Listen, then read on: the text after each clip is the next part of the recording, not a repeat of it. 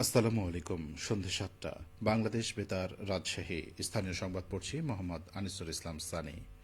ত্রয়োদশ জাতীয় সংসদ নির্বাচন এবং জুলাই জাতীয় সনদ বাস্তবায়নের উপর অনুষ্ঠিত গণভোট শান্তিপূর্ণ, সুশৃঙ্খল ও উৎসবমুখর পরিবেশে সম্পন্ন হওয়ায় সমগ্র জাতিকে আন্তরিক অভিনন্দন ও কৃতজ্ঞতা জানিয়েছেন অন্তর্বর্তীকালীন সরকারের প্রধান উপদেষ্টা প্রফেসর ড মোহাম্মদ ইউনূস।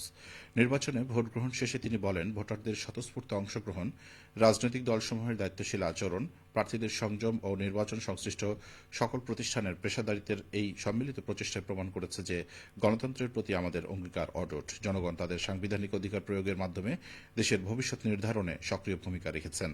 তিনি নির্বাচন কমিশন, আইনশৃঙ্খলা রক্ষাকারী বাহিনী, সশস্ত্র বাহিনী, প্রশাসন, পর্যবেক্ষক দল, গণমাধ্যম কর্মী এবং ভোট গ্রহণে সম্পৃক্ত সকল কর্মকর্তা কর্মচারীর প্রতি বিশেষ ধন্যবাদ জানান। তাদের নিষ্ঠা ও পরিশ্রমের ফলে এই বিশাল গণতান্ত্রিক আয়োজন সফলভাবে সম্পন্ন হয়েছে বলেন প্রধান উপদেষ্টা। প্রধান উপদেষ্টা রাজনৈতিক দল ও প্রার্থীদের প্রতি আহ্বান জানান, চূড়ান্ত ফলাফল ঘোষণার পরও যেন গণতান্ত্রিক শালীনতা, সহনশীলতা ও পারস্পরিক শ্রদ্ধাবোধ অটুট থাকে। মতের ভিন্নতা থাকবে, কিন্তু জাতীয় স্বার্থে আমাদের ঐক্যবদ্ধ থাকতে হবে। তিনি গণতন্ত্রকে শক্তিশালী করার এই অভিযাত্রায় সকলকে একসঙ্গে কাজ করার আহ্বান জানান।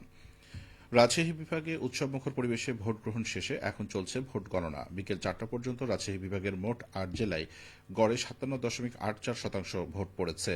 রাজশাহী বিভাগীয় কমিশনার কার্যালয়ের মিডিয়া সেল থেকে এই তথ্য নিশ্চিত করা হয়েছে। বিভাগীয় কমিশনার কার্যালয়ের তথ্যমতে বিকেল ৪টা পর্যন্ত সর্বোচ্চ ভোট পড়েছে রাজশাহী জেলায়।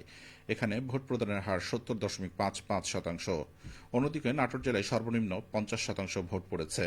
বিভাগের অন্যান্য জেলার মধ্যে জয়পুরহাটে ৫৯.৮৮%, চাঁপাইনবাবগঞ্জে ৫৫%, সিরাজগঞ্জে ৬১.০৮%, নওগাঁয় ৫২.৫০%, বগুড়ায় ৫৭.১৫% এবং পাবনায় ৫৬.৫৩% ভোট পড়েছে।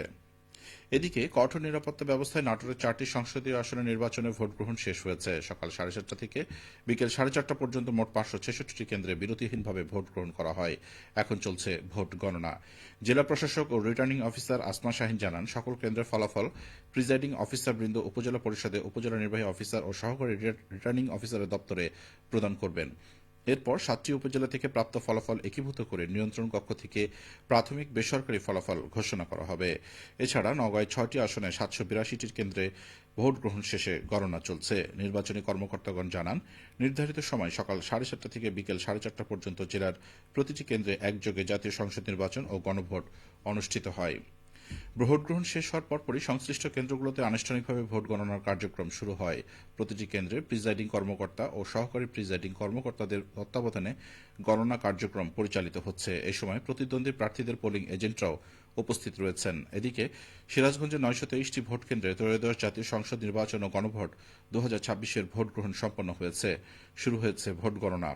সিরাজগঞ্জ জেলার 6টি সংসদীয় আসনে জাতীয় সংসদ নির্বাচন ও গণভোটে ভোট গ্রহণ হয়েছে উৎসবমুখর পরিবেশে। সকাল থেকেই ভোট কেন্দ্রগুলোতে ছিল নারী ও পুরুষ ভোটারের লম্বা সারি। ভোট গ্রহণ উপলক্ষে জেলার সকল ভোট কেন্দ্রেই ছিল বাড়তি নিরাপত্তা ব্যবস্থা। প্রতিটি কেন্দ্রে 13 জন আনসার, বডি ক্যাম্প সহ পুলিশ সদস্য দায়িত্ব পালন করছে। এবারে নির্বাচনে সিরাজগঞ্জের 6টি সংসদীয় আসনে প্রতিদ্বন্দ্বিতা করছেন 39 জন প্রার্থী। জেলায় মোট ভোটারের সংখ্যা 26,86,000। সবশেষে আবহাওয়া। আজ রাজশাহীতে সর্বোচ্চ তাপমাত্রা ছিল 27.6 ডিগ্রি এবং সর্বনিম্ন 11.5 ডিগ্রি সেলসিয়াস। সন্ধে 6টায় বাতাসে আপেক্ষিক আর্দ্রতার পরিমাণ ছিল 61%। রাজশাহী ও পার্শ্ববর্তী এলাকায় আগামীকাল সূর্যোদয় ভোর 6:40 সংবাদ শেষ হল। আমাদের পরবর্তী স্থানীয় সংবাদ প্রচারিত হবে আগামীকাল সকাল 8:10।